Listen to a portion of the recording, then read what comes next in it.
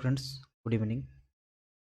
आज हम लोग डिस्कस करने वाले हैं चैप्टर 1 का एक इम्पॉर्टेंट क्वेश्चन कि रूट 5 एक अपरिमेय संख्या है, इसको सिद्ध करना है। चलिए देखते हैं इसको सिद्ध कैसे करेंगे। सबसे पहले देखिए, ये रूट 5 तो देखने में लग रहा है कि ये अपरिमेय संख्या है, लेकिन इसको प्रूव करना है। तो प्रूव कैसे करेंगे? सबसे पहले हम लोग क्या करेंगे, इसको कि परिमेय संख्या मान लेंगे, ठीक है। उसके बाद इसको गलत साबित कर देंगे कि हमने जो परिमेय संख्या माना था वो गलत है, यानी कि क्या है, अपरिमेय संख्या है। ठीक, तो चलिए देखते हैं। सबसे पहले लिखेंगे माना कि रूट 5 एक परिमेय संख्या है, ठीक है। माना कि रूट 5 एक परिमेय संख्या है, परिमेय परिमेय संख्या है। जब ये परिमेय संख्या है तो इसको हम लोग क्या लिख सकते हैं, root 5 equal to p by q, क्योंकि किसी भी परिमेय संख्या को हम लोग पी बाई क्यू के रूप में लिख सकते हैं। ये प्रॉपर्टी होता है परिमेय संख्या का, ठीक है। तो root 5 equal to p by q, इसको मान लिए इक्वेशन नंबर 1। अब हम लोग क्या करेंगे, यहाँ पे ब्रैकेट में परिमेय संख्या का जितना प्रॉपर्टी होता है उसको लिख देंगे। जैसे जहाँ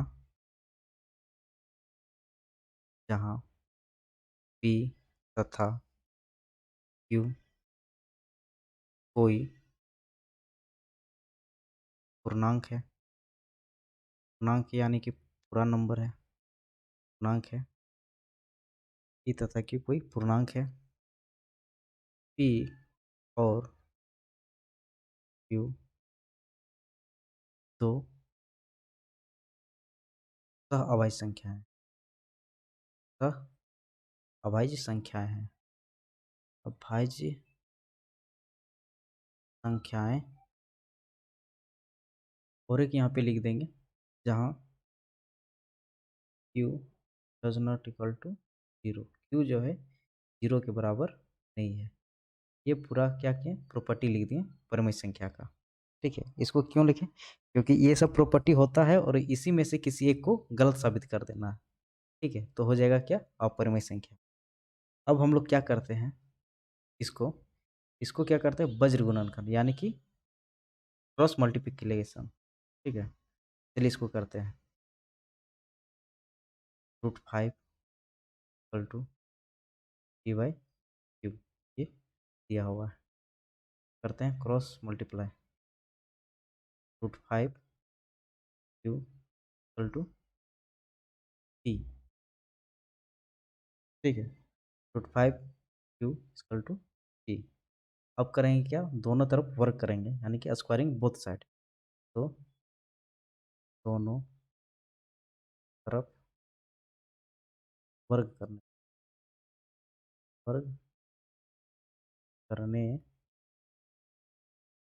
दोनों तरफ वर्क करेंगे तो क्या होगा, रूट 5 क्यू का स्क्वायर इक्वल टू पी का स्क्वायर, ठीक है। यहाँ पे क्या हो जाएगा, 5 q square equal to p square, 5 q square equal to p square. तो क्या करेंगे, इक्वेशन नंबर 2 मान लेंगे, ठीक है। अब क्या करते हैं, इसको क्यू को एक साइड रखते हैं, ये 5 जो है इसको इधर ले जाते हैं। Q square equal to p square by, तो यहाँ हम लोग क्या देखते हैं कि अगर पी स्क्वायर 5 से डिवाइड हो जाता है, इसका मतलब क्या है, पी भी डिवाइड हो जाएगा। मान लो कोई दो नंबर दिया हुआ है, 10 का स्क्वायर, 10 का स्क्वायर जो है 5 से डिवाइड हो जाता है, तो क्या 10 5 से डिवाइड नहीं होगा, ऑफकोर्स होगा, ठीक है। बस यही लिखना है यहाँ पे हम लोग लिख देंगे क्या, क्योंकि पी स्क्वायर जो है 5 से विभाजित है, विभाजित है, इसलिए इसलिए क्या होगा, पी भी जो है 5 से विभाजित होगा, विभाजित होगा। ये हो गया। अब हम लोग अगला स्टेप में जाते हैं। यहाँ तक हो गया। अब अगला स्टेप में क्या करना है, ये जो P जो है, ये P इसको हम मानेंगे कुछ, ठीक है, कुछ मानना पड़ेगा। क्या मानते हैं इधर देखो, माना माना P इक्वल टू 5। ये 5m क्यों माने हम, 6 7 कुछ भी मान सकते थे, लेकिन 5 इसलिए माने क्योंकि रूट में यहाँ 5 दिया हुआ है, ठीक है। अगर हम यहाँ 5 मानेंगे तब जाके आगे ये खत्म होगा, कटेगा, ठीक है। तो जो भी रूट में दिया हुआ रहेगा, √2 या √6, √7, कुछ भी रूट के अंदर जो रहेगा उसी को मानना है। तो P इक्वल टू 5m मान लिए, ठीक है। अब हम क्या करेंगे, इस P का जो वैल्यू है इसमें पुट करेंगे, ये 2 नंबर में। तो क्या क्या लिखते हैं यहाँ पे देखो, P का मान इक्वेशन नंबर 2 पर रखने पर, ठीक है। P का मान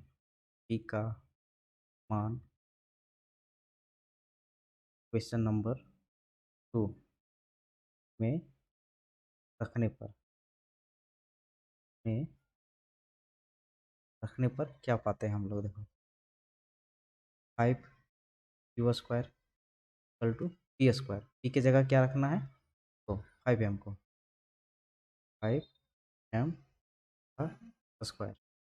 तो इसको सॉल्व करते हैं क्या होता है, 5q² इक्वल टू 25m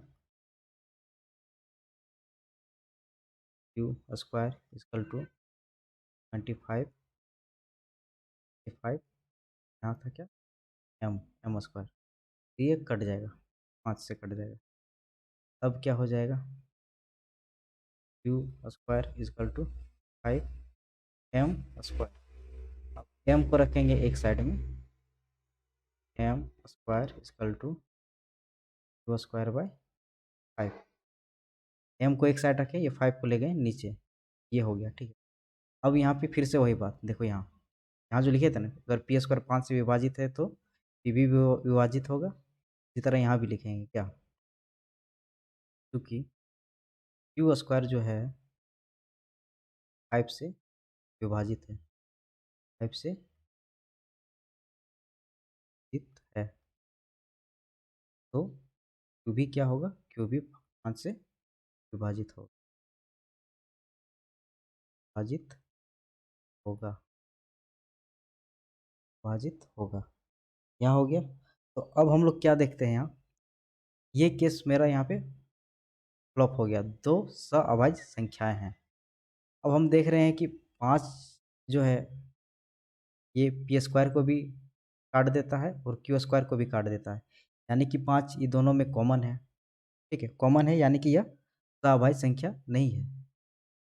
अगर ये सअभाज्य संख्या नहीं है तो क्या ये परिमेय संख्या भी नहीं है, क्योंकि परिमेय संख्या का ये रूल होता है कि वो सअभाज्य होना चाहिए, ठीक है। तो ये सअभाज्य संख्या नहीं है। क्यों नहीं है, क्योंकि ये जो 5 जो है ये p को भी काट दे रहा है और q को भी काट दे रहा है, ठीक है। तो यानी कि 5 कॉमन हो जा रहा है, ठीक है। तो अब हम लोग यहाँ क्या लिखेंगे, अगला स्टेप लिखेंगे, चूँकि p तथा q दोनों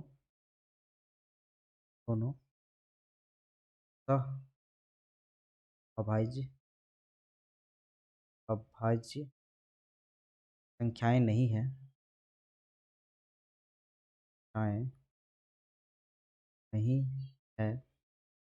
तो √5 एक अपरिमेय संख्या, तो √5 एक अपरिमेय संख्या, अपरिमेय संख्या।